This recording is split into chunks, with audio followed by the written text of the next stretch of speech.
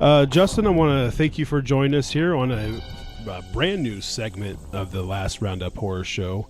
Doesn't even have a name yet. But with us today, Justin M. Seaman, writer and director of The Barn and a couple other features. Justin, thanks for joining us. Oh, thank you for having me. Now, what we do here on the Last Roundup Horror Show is each episode we review, we rate three different picks, three movies.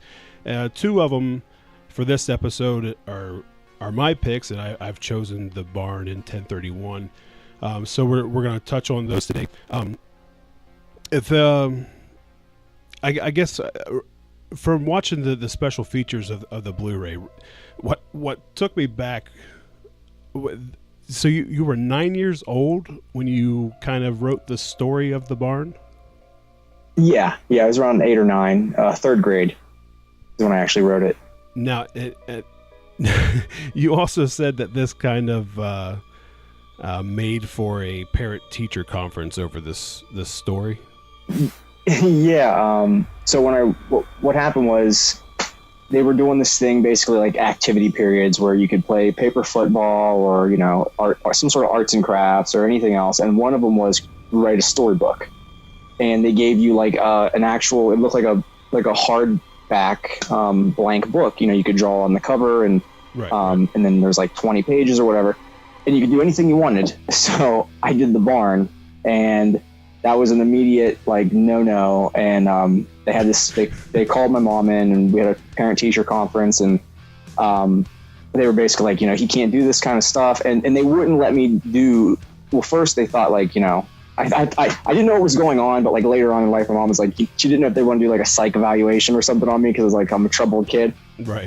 But I just loved horror films, so I just wanted to make my own like basically a horror Goosebumps, in a sense. And but they refused to let me do the story, and they ended up making me do like my own knockoff of a Star Wars. Chapter or something. Right. That was the only thing they'd let me do. They wouldn't let me keep the book, or so I wasn't allowed to make that book. So I ended up just taking like one of those old, basically school notebook journals, like those. I don't even know. They usually had like the times tables on the back of it. Okay. I used one of those, and that's when I wrote The Barn, just between class periods and stuff. So yeah, it was real crazy. Like it was like, no, you can't do this. Like because there was all this other stuff in the story at one point where this woman was murdered. She was pregnant, and blood dripped down actually outside of the walls of the barn. So you actually had killings in it, because I in my head I was thinking like, okay, he just he kind of had the lore of the characters. No, it was they were hacking up kids and stuff. Wow, and so you went all out. So, it was. I mean, I didn't think anything was wrong with it because I watched horror films, and it wasn't like I knew they were fantasy, but I thought every kid watched horror films, and I assumed every parent watched horror films. So. That teacher did not, and so, Well, yeah. So, but yeah, go ahead. Well, I'm just saying, it's kind of since we're on that subject of you watching horror as a kid. So, did you kind of discover it on your own, or did your parents let you watch it? My mom didn't, but my dad did. So, like when my mom would go to work, my dad would show them to me, and when they were divorced. When I'd go to my dad's house on the weekends, that's when I watched the horror films. And when I'd come home and my mom would take me to the video store and I'd go to get horror films, she'd be like, oh, no, you can't watch those yet. And I'm like, well, I've already seen these. I just want to watch them again. Right. But so it was years and years and later, and I think maybe I was 12 or 13. My mom was like, I said I wanted to get I Spit on Your Grave. And she's like, oh, you can't see that film. I was like, Mom, I already saw it. Like, and she was like, "What? Who rented that film for you?" And I was like, "I watched that when I was like 10." Like, so it was just I just grew up with it, and over time, my mom just kind of accepted it that I wasn't a troubled kid. I just liked to watch scary films. So if it could put my mom's way, I probably would have been like a teenager, late teens watching them finally. Yeah. No, I'm with you there. I know anything with an R rating, I wasn't even allowed to touch, and anything that. Was of the devil, so to speak. That was a big deal as well. But continuing on with your childhood, like what would you say is either your most watched or your favorite horror movie growing up? Well, my favorite, I mean, I consider it a horror film, but it's not really, as far as like the gore and all that was, right. The one I watched the most was The Monster Squad. That was one that my mom would actually let me watch. So I frequently rented that when I was with her or with my dad. As far as like a horror film goes that I've watched countless times, I could watch it over and over and over, is Night of the Demons. That's like my all-time favorite. And, you know, it's just for me, it's a fun movie. You know, when I was a kid, it was scary. Now I watch it and it's not very scary. It's actually kind of funny. But I love it. I just love the characters. I love the story. I love the effects. That's always been my go-to. Those two films have always been my go-to films. Those are great. I mean, I can't argue with those today. Was Night of the Demons? Is that still a favorite today, or do you have? Oh yeah, no, that's still my favorite horror film. Yeah, that's still number one. I mean, you're still number one. Just it has a soft spot. I think it was. I don't know. That was the film that made me really appreciate Halloween in cinema. I think just because to me, like, that was like the epitome of a Halloween party that gone wrong. Yep. And I always just loved it. That was really a lot of why I wanted to make the barn set on Halloween, was because of Night of the Demons. Oh well, later on, which was cool because I loved it so much that I got the chance to work with Linnea Quigley in the barn. So I was like, that was my next question. Is that kind of what led to you asking her? Mm-hmm. And I gotta say too, on the special features, you sounded doubtful when you thought about asking her. I think you might even said, like, who am I? Yeah. Has that view changed any about yourself? No, I mean, I'm a nobody, but I at least have made something now that people know of, so it gives me some credibility. Trying to get a hold of Linnea, I wasn't even going to do it because, like I said, who am I? Why would she even get back to me? And then I did try, and I had to go through like her talent people, like her reps, and nobody would respond back to me. And I sent email after email after email, and nothing. So then I just gave up, and like in the bonus features, we went ahead and we just shot the movie with somebody else standing in, because we had to get it done. We needed to get it premiered. We needed to get it in the festival circuit and all that. Mm-hmm. And then it was like halfway through the festival circuit, she actually messaged me on Facebook and like introduced herself, said hello, and then one of her people got back to me like at the same time and was like, hey, Linnea is interested, and by that time I had just started talking to her personally. So I think what it was is that she heard about it, she saw that it looked like something right up her alley, and she probably also heard the fact that I was trying to get a hold of her, and now this thing was playing, so it wasn't just just a little crappy indie film. Right. But I'll tell you what, Linnea is such a sweetheart, and she and I keep in contact pretty much weekly. She's always asking how my son's doing or how my wife is doing, and it's really nice. We're going to be at a convention together in Charlotte. I think it's May 18th for Days of the Dead. So I'm looking forward to catching up with her again, talking. So it's really cool. I went from being like, I'll never get a chance to work with her, to actually just having like a nice friend relationship with her now, where we talk about our animals and, just day-to-day life. So it's pretty cool. Yeah, that's really awesome. You grow up and still today having one of your favorite movies, and now you're friends with one of the actresses in your movie and everything. That's awesome. Now, you did mention that you ran into a few problems during the shooting of the barn. Yeah. Could you touch on those a little bit? Yeah, it was nonstop problems. We prepped forever. I mean, everything that we could think of to make sure that it went smoothly, we did. I mean, even down to the blocking of when there's 30 extras inside of the hootenanny, and mapping out where each person runs from which spot, and how they cross each other and how they get killed and who's in the background when this person gets killed. And that, I mean, it took us just the kill scene, that big massacre scene in the movie, which is took great, us probably a week. Yeah, thank you. It was just chaos, and we meticulously laid everything out of just to know, we did everything we possibly could. And then when you get on set, there are just things that you can't control, and it was like a snowball that just kept rolling and rolling and rolling. And it was just every day I got there, I was like, what is going to go wrong today? That's exactly how it was. We thought we could shoot the movie in like 12 days plus a couple of days of pickup inserts and stuff like that, and just by day 2, I remember telling the AD, like, dude, this movie's over.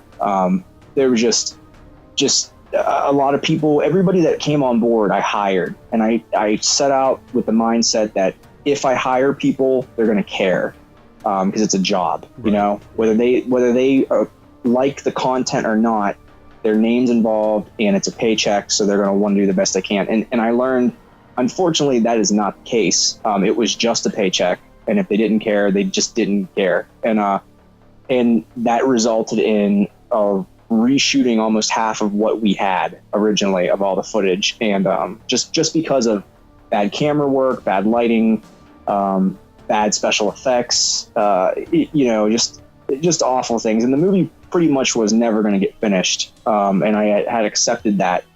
And then just some people along the way, some of the crew members that I had hired through some of the people that were the problem on the set, they actually came back and kind of rallied and were like, dude, we really believe in your film, and we don't want to see it fall apart because of these people and situations. So they all offered to come back for free, and then we reshot everything that was wrong, and they rebuilt. I hired new special effects people, and they redid all the special effects. And the special effects aren't meant to be like top notch, because they're supposed to look like like low budget 80s effects, but still be practical.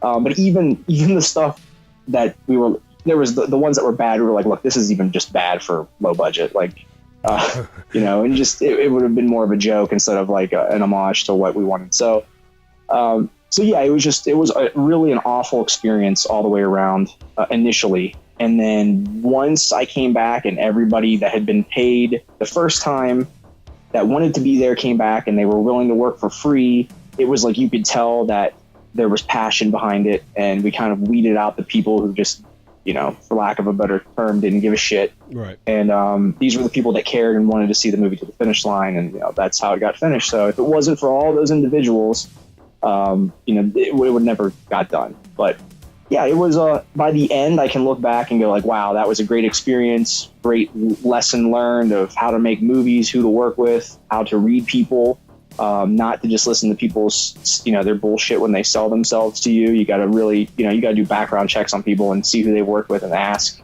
what was it like working with this guy? Did he show up on time, or was he always 3 hours late for you too? Like that kind of stuff. Is there something that you ran into that you didn't think about ahead of time, or that you wasn't prepared for? Like you mentioned background checks, and honestly, I didn't even think about that aspect. Like, I mean, yeah, that's pretty important. You're going to be working around with people, but was there anything that you ran into that you wasn't prepared for? Besides like all the problems that happened, like.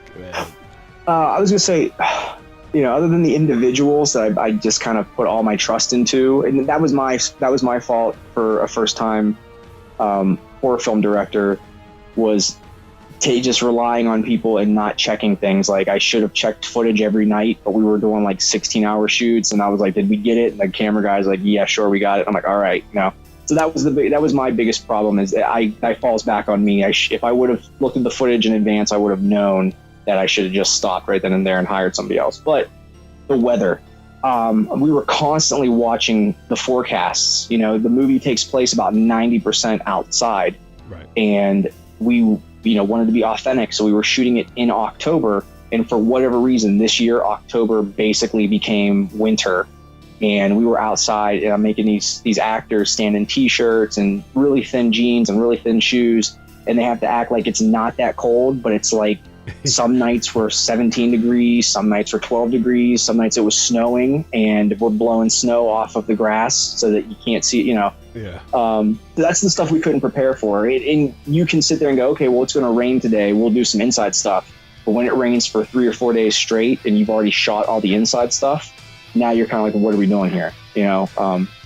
It gets really difficult, especially when you go through talent agencies and you have contracts with actors and they're there for a certain amount of days, whether you're shooting or not. Your days are counting and they're going away. And it was tough. I definitely overwhelming, and underestimated the amount of problems that could come up that you just don't foresee, when you start. Now, if you could, knowing what you know now, you're shooting the barn over again. Well, yeah. What's the main thing, if anything, that you would do differently? I'd probably shoot the whole thing in the summer, and we'd just work around it being fall. And I definitely, now that I know people and I know the right people, I would have went to the right people, the right camera people, the right special effects people, and but you know what? Like, we've talked about this before. Like, there was a time where I couldn't even watch the movie because I'm just like, it's not what I had envisioned. Yeah. And then when we fixed it, it was more like what I wanted. It's still not exactly the way I had always seen it because we had so much work around. Mm-hmm. But I've come to appreciate what it is through the amount of people that have, enjoyed the film. So I always think, like, if I had another chance to go back and redo it, would I?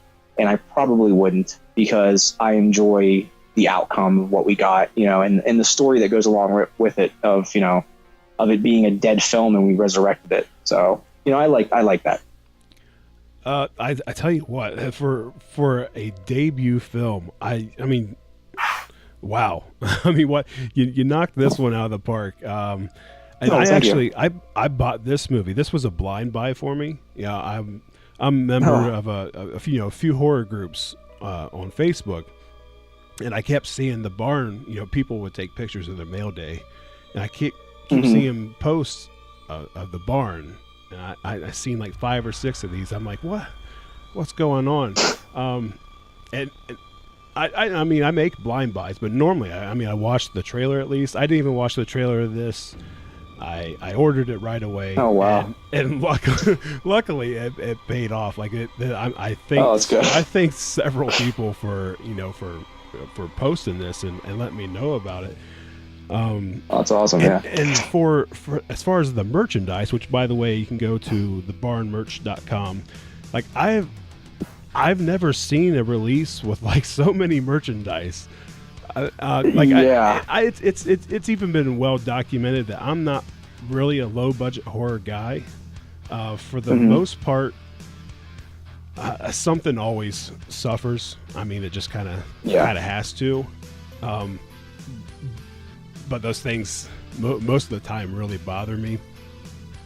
This was, I'm telling you right now, this is a really big compliment, because not one single thing bothered me about this movie. Like I know you hear it all the time. Like it's definitely going to be a regular in my Halloween rotation. I mean, I just think from the merchandise to the movie, you just knocked this out of the park. Oh, thank you so much. And, the merchandise came about because, like I said, the movie was basically dying, and then when we kind of resurrected it, I was like, there is a sea of independent movies out here, and I mean independent, like real independent, low budget, not like something that costs a couple $1 million independent, Right. We shot this for under $50K, and that was because of mistakes, so it would have been a lot cheaper. But I was like, I have to do something to make this movie stand out and, let people go like, well, what is this? So that's what led to, making all that stuff. And it really was fun because it went back to me being a kid and being able to go like, man, I always wanted to make a board game. I always wanted to make a video game.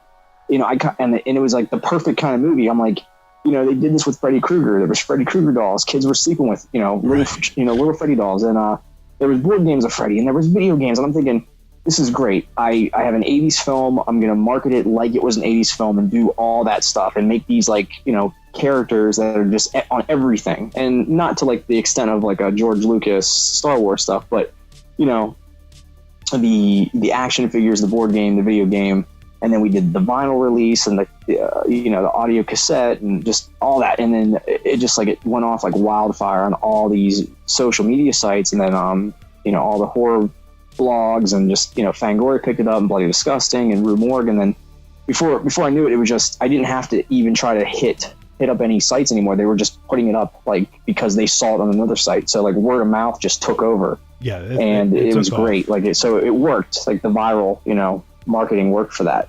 And I've got some things where people are like, how how in the fuck did this guy get all this stuff? Like, he must be rich. And no, it wasn't. It was a lot of like-minded people that were like, yeah, man, this sounds awesome. You know, I want to help you make a video game. I want to help you make a board game. And, you know, yeah, sure. I want to make I make action figures. I'd love to do this. So it was a huge, like, just bringing artists together and, just, you know, toy makers and just everything. So it was really cool. Well, I'm glad you brought up the budget. I was going to ask you, I didn't know if that's something you wanted to talk about, but there was, on one of our last shows, there was a, not an argument, but a very lively conversation about low budget horror movies. We were reviewing the movie Slashers. I don't know if you've ever seen that. Yeah. It is, my opinion, it is garbage. and part of, you know, I looked at the budget for that, and it was $165,000. And when I said that, one of the guys on the show said, yeah, that's not a lot for low budget. And I'm not even going to even disagree with him, but what I was trying to say was I don't see where that money went. I was like, I guarantee you, when I talk to Justin, I'm gonna ask him, like, what's low budget to you? Because I guarantee you, he did not spend $165,000 on the barn. Yeah, and it's a million times better. And the Slashers was like, I believe it was 2001. So I mean, and you're spending you're spending your budget today, and you made a movie way better. So I just wanted to find out your opinion, like what you considered a low budget horror movie. Well, I mean, a lot of people I know, they, and I say like really, really, really low budget. And these are kind of like the filmmakers that you never hear about their movies, but they keep making movies. They like try not to make movies for more than like $2,000 or $3,000. And you can kind of tell. You know, it's very apparent, and that's nothing against them. That's their choice. I don't know how they fund things or what. But when I set out to make the barn, we had a budget of $35,000 max, and when we were so happy we had got it down to $30,000 to shoot the whole movie, and then when all the issues happened, it ended up taking us up to $40,000. It was about $10,000 extra we had to go back and spend just purely because of bringing talent back in. And even though they came back for free, you got to think when that footage was no good, you lost every special effect. You lost whatever we fed people that day. You lost whatever location we rented. You know what I mean? Like, so all those costs came back and you had to pay them again. Right. So because of that, it ended up being right around $40,000 for the film. And then there was like about $7,000 in the marketing, between making all that merchandise and then having all the inventory of the merchandise, including like the initial run of the DVDs, and then, money for film festivals and conventions and stuff, and then the premiere. So $47,000 was the total for all of that, like to get the movie made, get it out there, and then start recouping money. So for me, that's a lot of money. I mean, that's, when you're putting all of your money into it and you're thinking like, man, I hope one day I can just at least break even down the road. I couldn't imagine if I had $165,000 what I could do. I'd make, 3 movies at one, in a row. That's kind of like exactly what I said. He even said, I said, you know what, you give me $165,000, I'll make a better movie than Slashers. And in my head, I'm thinking, the first person I'm calling is Justin, and I'm gonna give him $20,000 just for getting on there, and I'll be way ahead of Slashers to begin with. So it's crazy. I'm glad you put some perspective on that. So that was the barn. Let's talk a little bit about 1031. Your segment is the old hag. Now, how did you get involved with 1031? Okay, so 1031 was actually made, like the idea was from Rocky Gray. He's a former band member of Evanescence and Living Sacrifice and We Are the Fallen, and he's basically a Grammy Award-winning drummer, and he became a film composer, and he actually ended up doing the score to the barn. Which is beautiful. And so I became... Oh, you like that? Do you like the score? I love it. Okay, yeah, I was gonna say that seems to be like something that people really like. Yeah, and I also hear him say that he is definitely down for the Barn 2 if that ever happens. Oh yeah, he is. Rocky and I keep in contact just about every day, and we talk about it a lot, like ideas of what I would like the sound of the Barn 2 to be if we'd ever get to that. But yeah, so he worked on the film. He had this was his first independent film that he was brought on board for, and he really enjoyed it to the extent of he wanted to do his, kind of change gears and try making a film.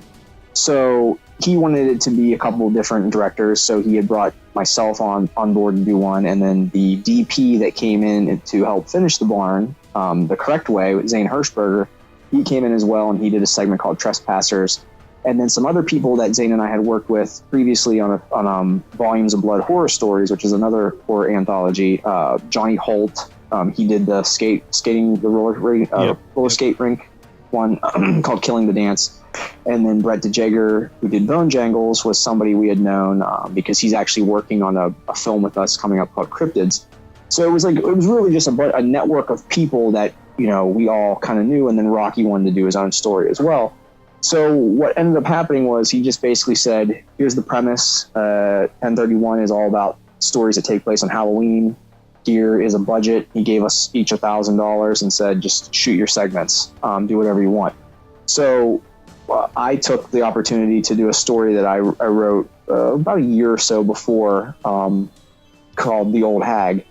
And it essentially is about sleep paralysis and, what is sleep paralysis and, is it something you're really seeing or, that kind of thing. And I always thought it was creepy when people talked about seeing, an entity or something that looks like an old woman that climbs on top of you. And at one point when we were shooting the Barn, I was getting so sleep deprived at night from just being exhausted and everything. There was a few nights where I woke up and I couldn't move, and I saw a figure at the end of the bed, and it freaked me out to the point where I started researching it, and that's when I figured out what the Old Hag syndrome was. And so it was something that stuck in the back of my head for a while. Yeah. So when this came up, I was like, yeah, because I was like, what the hell? And then I saw something on TV. It was like a My Haunted House or something, one of those shows, those ghost shows, and they were talking about it. I'm like, dude, that was what happened to me. Which just sounds crazy, but I never experienced anything like it. That's never happened again, and I just think it's because I was so exhausted and my mind was just fried. But I swear I saw a person climb up. If I felt the person climb on my chest and sit on me, and it was like the most terrifying thing I've ever experienced. So when I got the chance to do this segment, I thought, I want to tell a story like that, and I want to reunite some of the people that were in the Barn. So I was able to get back Mitch, who played Sam, and I got back Nick Edwards, who played Russell. And I always loved Nick as Russell. I wish he would have had more screen time, so I thought I'll let him make him the lead. And and I knew what some of the other stories were going to be in 1031, so I didn't want to follow the slasher genre again, just because I didn't want to always be like the 80s Barn guy. So this time I kind of took that, Insidious, Conjuring, little bit of hint of The Shining, ghost story, type vibe for the story. And my segment's one of the ones that doesn't have gore. That pretty much it's just kind of what goes bump in the dark and jump scares and, stuff like that. No, but it was a blast. I'm really glad I got a chance to do that and do something different in the horror world. Yeah, I was going to ask you because I did recognize some faces, and I didn't know if maybe it was a comfort with you already know what to expect from these guys, or if you didn't like the interview process, the budget, what was it? Well, it was really I really liked Nick, and Nick had moved away to North Carolina, and so when I contacted him, I was like, hey man, we're shooting this thing, but I know you moved, is there any chance you'll be coming back to Pittsburgh to visit your family? He's like, dude, you let me know the date, I got a flight, I'll be there. So he came up, and he was up there, and there was no issue. He made sure he took time off of work. And I became really good friends with Mitch after the Barn. Like, I didn't know any of those people. Mitch is relatively close to where I live now, so And we're constantly in contact. And he was like, man, anytime you want to do something, let me know. So I just told him, I said, I have a part I think you'd be perfect for, but I'm not going to make you the lead again, so don't get used to that. So, but I want you to be, I want you to play, second string to Nick. And everybody loved Nick on the Barn. So it was great. And I thought they'd make a cool duo together. So, I mean, in one regard, yes, I didn't have to go and do casting, but I also knew I wanted to work with those two individuals again, and this was a perfect opportunity. The house, very cool. I believe it's a character in itself. It creates creates great atmosphere. Like, where was this shot? Like, is it actually a bed and breakfast? Is it someone's home? Or? Yes, it's an actual bed and breakfast. So this is another one of those just strange things. I grew up right across the street from this house. My mother's house is right across the street. Wow. I've looked at this house my entire life, but I never had a reason to go into it. It's just, other than being like a nosy neighbor, can I look into your house? Because why would I go to a bed and breakfast across the street from where I live? Right. So when we started talking about this, Zane, my buddy who was the DP and did Trespassers, he was like, you should really talk to those people up there that that live across from your childhood home. And I said, yeah. I said, you know what, man? I said, that would be great. I wonder if they'd be weird about it, because it is a functioning bed and breakfast. Like there's always guests there. So when we went up, there's always that weird. Anytime you're going to somebody's place to ask them about like renting their property or something for a movie. Yeah. There's always this weird like vibe, because they're like, yeah, you make movies. Like, what are you really planning on doing here? Because it's just not something common. I live in a little rural town, like right outside of Wheeling, West Virginia. I'm right on the edge of Pennsylvania. But they were really cool. They were excited. Her biggest thing was like, she's like, you're not going to like do any like Ouija board stuff and open something up in our house, are you? Because, because they live there too. Like, they live in the house, and it's a functioning bed and breakfast. So that was like their biggest concern, was if I was going to be doing something that was going to leave something behind. And I was like, no, it's not that kind of story, but I didn't tell her there was going to be like a naked old woman, walking around her house either. Have you talked to her? Like, has there been any fans? They came to the premiere. They No, they came to the premiere. They loved it. They actually use it now to market it, to market people to come and stay at their bed and breakfast because of it's in this movie. Yeah. No, it was, I always thought there'd be something cool, like if she said like weird things happen, but no, nothing ever happened. And I'm glad, because they seemed very paranoid that something was going to, because that house, you can't see it. Right to the left of it is this huge Methodist church, like right beside it. So they were very like, they didn't want anything like with the church being like upset that they were doing like something satanic next, in their, so it was just, but they were super cool. Yeah. So no, it was, but yeah, that's what, when I walked through the house, I was like, oh my goodness, this is a dream come true for a director. And since we're indie, we're also set design and everything else. So I'm like, we literally just have to bring some lights in here. Everything, this is dressed, and that's all we did. I think the only thing that I brought into that house that it wasn't a part of it is the record player right in the beginning of the movie. That was the only set dressing we brought in. Everything else was there. We just brought our lights in and just lit everything, to make it just to accent really what was in the house, because it was perfect. Yeah, it's awesome. And to grow up looking at a place that you end up doing a movie, that's pretty cool. I'm glad it looked as good as I had hoped it would look, all those years.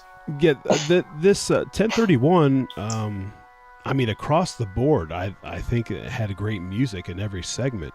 Was this all the same guy that did the music, or did you guys each have your own? So Rocky did my music for the Old Hag. He also did his for the Sam Hain slasher, and then he did the Blizzard of '91. I'm trying to think. I'm gonna blank on the names right now. There was two other artists that did Trespassers and then Killing the Dance, which I was surprised, because I figured Rocky would want to to score the entire film since he is a composer, but he was very much like, no, this is your guys' segments. If you want to bring in, your own people to do it, by all means, go ahead. So I thought that was really cool, because I had thought maybe he'd be kind of like insulted that, somebody wanted to bring somebody else in, but no, he was like, no, man, this is everybody's project. Now you ran into. But I gotta say, I love the Trespassers soundtrack. I thought that was great. Yeah, I was really impressed. The synth vibe. Yeah, I was pretty impressed with it all the way across the board. Now you ran into a problem. You had to play one of the characters in the barn. Did you have any Did you have any problems finding anyone to play the hag? Is this a full body costume or? Yeah, it's a full body. No, so torso. Yeah, it was a complete prosthetic face, and then blends into the neck, and then from the middle of the neck down all the way to the crotch is a full torso. It basically doesn't wrap around the entire body. It pretty much goes right underneath the armpits and down the side, and the dress kind of hides the rest of it. And then the rest we airbrushed to make like the veins and stuff.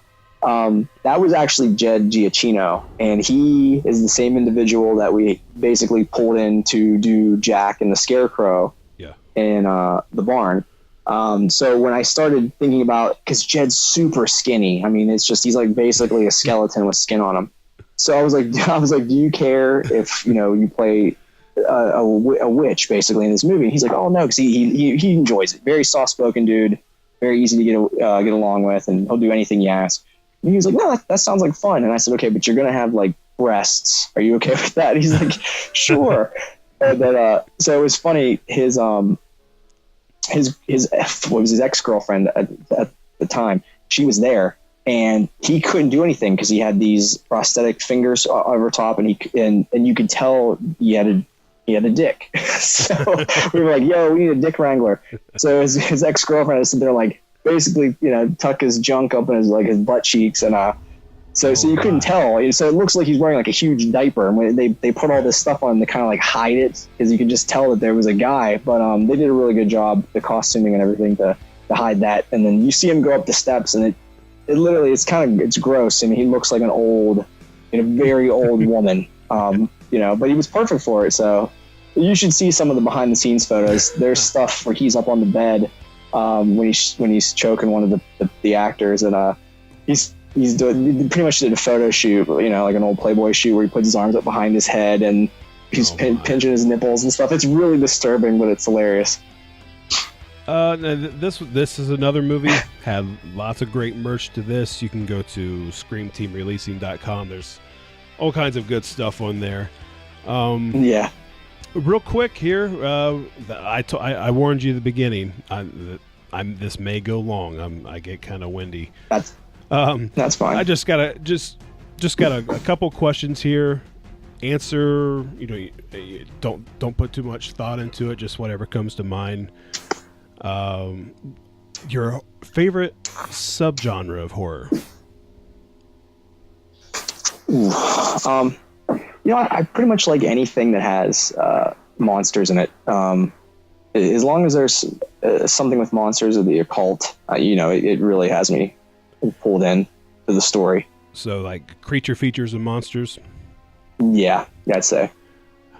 Let's see. Your next movie, if you could have any 3 actors in the world, living or dead, who would they be?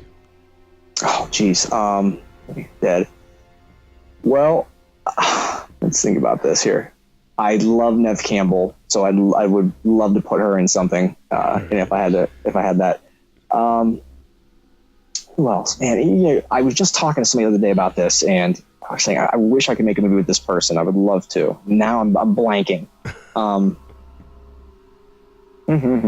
Let's come back to that one. All right. Come back to that one. Let me think about that. All right. Favorite director? My favorite director was Wes Craven. It still is. But that's Wes Craven was basically the person I was like, that made me interested in what a director does, and and why I wanted to get into it. Okay. First horror movie you remember seeing in a theater? In a theater, I think it was Night of the Living Dead, the Savini remake. Favorite horror album soundtrack. Night of the Demons or Demons. It's a tie between those two. I really like those scores. And last one. Any movie that has not been remade that you would like to see remade? You know, I'm not big on remakes. I'll watch them, but I tend to just like the originals. I can't. Don't really think so. I was excited at one point when I heard, this was years ago, when I heard they may do a Monster Squad, but then the more I thought about it, I was like, it'll never live up to what I would want. So no. Well, I mean, I can't give you one. Give me this one then. The worst horror remake. The worst. I was not, and I'm probably going to catch shit for this. I was not a fan of the Friday the 13th remake. That and Nightmare on Elm Street, to be honest with you. I dug the Texas Chainsaw Massacre. I really liked. I liked that story they went with, but Friday the 13th and Nightmare on Elm Street, I wasn't. I just should have left it alone. Yeah, I don't know who you're going to catch any shit from with those movies. I was really expecting you to say Night of the Demons, because I wasn't a big fan of that remake. I was not either. I can appreciate it for trying. But yeah, I was excited when I saw the poster art and saw how they made Angela have like some pretty cool horns and stuff. But then when I watched it, it let me down. I tend to forget that they made that film. Nothing against those people. I know there's people that really like it. I would rather watch Night of the Demons 2 and 3 over the remake any day. For sure. But that's just me.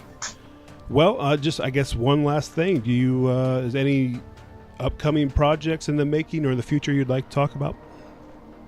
We're working on one called Cryptids right now. We're hoping to have it out by this October to start the festival circuit, and it's basically exactly what the title is. A bunch of stories about different cryptic creatures, people kind of like encounters, and it centers around a paranormal radio show where all the callers are chiming in about their experiences with different creatures and what happened. And we've got some really cool directors involved. We haven't released the details yet of who they are. They're shooting their segments now. We've got about half of it completed. But I hope from what I've seen, it's turning out really well. And this will probably be one of our, for a while, this will be one of our last anthologies that we work on, because we're going to go back into features. What I would like to say, though, is that speaking of 1031 and cryptids, I've had a lot of success with the barn, and a lot of independent filmmakers have reached out to me and asked me, like, how did you do this, and how did you get there, and how did you get the attention, and how did you make the sales, and it basically turned into people just being based, saying, would you want to sell my movie? And for the longest time, I was like, no, I'm not a distro company. I'm not, they've got a horrible reputation, and, people, they burn filmmakers, and I just heard all the horror stories. I don't want to be associated.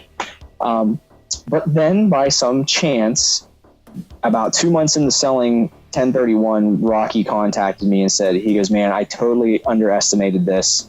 He goes, I can't keep up with it. It's really more than I thought it would be. Would you be interested in just handling the sales for the movie like a distro? And I would have said no, but Rocky's become a good friend, and I wanted to help him. And, I have a lot of connections now through business accounts and things like that.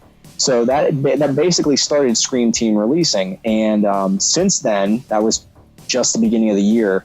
I'm currently getting ready to put out a new feature from another filmmaker that'll be coming out on our site. We'll be announcing it here in about 2 weeks. It's going to be a Blu-ray DVD combo. I'm really excited. It's a re-release of a film that came out years ago that just didn't get a lot of attention, and I think now is the time for people to see it.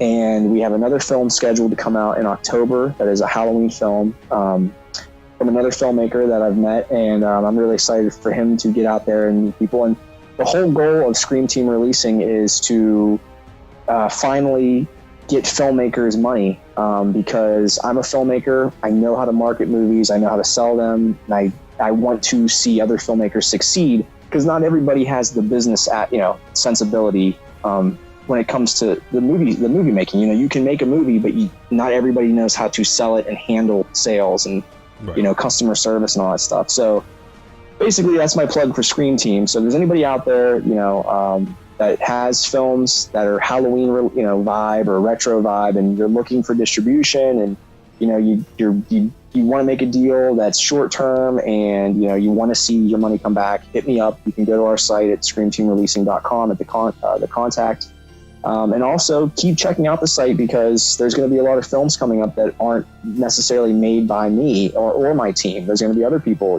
stuff coming up, so you can meet and find out about films you've never heard of, and that I personally believe in, because I'm putting all of my own money into it to make the inventory for these individuals. So yeah, check it out. I highly recommend that you do that and keep supporting independent film and knowing that the money goes back to the artists. That is Sorry, awesome. Big long rant. No, that's fine. I wanted to plug that. I've already planned on plugging Scream Team, but you did it way better than I could have. So go to screamteamreleasing.com, check it out. Lots of good stuff on there, and you heard it from Justin himself. There's going to be a lot of stuff coming up in the future. Justin, I appreciate you taking this time. Sorry it ran a little long. We're definitely not, definitely not the most professional people over here, but we have fun doing what we do, and I appreciate your time, man. Oh, well, thank you. And you know what? I've got the last two for you. I would like to work with Kevin Bacon and Edward Norton. It's very, very random, but those three, things I see in those people. Yeah. That's the three. Nev Campbell, Edward Norton, Kevin Bacon. I'd watch it. So maybe not in the same movie, but I appreciate what they can do in certain things. So I think it'd be fun. Awesome. But yeah, man, this was awesome. Thank you for taking the time to talk to me and supporting indie films, and I'm glad that you saw something in the barn in 1031 that you enjoyed and made you want to talk to me. That's awesome, man. Thank you. You Leatherface do all the work. He don't like it, ain't that right? You're just a cook. Shut up, you bitch hog. And that was Justin Seaman. Thank you, Justin, for your time. That's good.